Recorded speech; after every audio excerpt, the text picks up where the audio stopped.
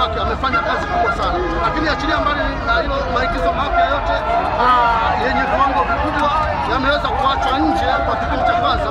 Sio kana kwamba hawajui, ila kwa sababu tunao uongozi mzuri kwenye mechi ya fundi, wamejua hii mechi anastahili mtu fulani, anastahili mtu fulani, ndio maana umeona tumeweza kupata matokeo namna hii.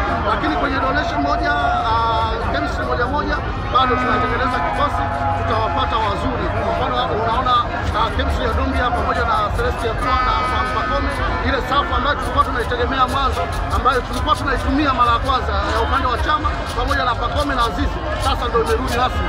Ina maana huu ni mwendo wa magoli, midfield zitakuwa zote zinawapa magoli. Bana, man of the match kwa upande wako leo ni nani? Man of the match mimi, ukinipa option nichague watatu.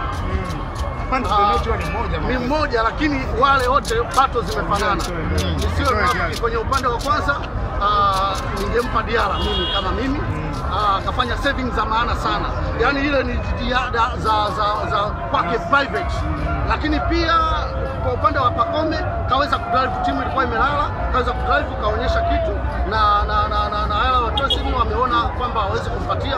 Lakini kama kungekuwepo na ground nyingine ya mechi ya chini, kama ingekuwa tunachagua mwingine ambaye kama man of the match kwa upande wa pili, yule wifi yetu anaitwa Rushaina kidogo kafanya kazi, bonge la beki. Lakini kitu ambacho niweze kusema, kwa sababu nazungumza kama mpira, Rushaina kaonyesha kitu ambacho anacho private, kwa sababu forward za Yanga sio zile ambazo unaweza ukategemea kwamba unaweza ukarelax.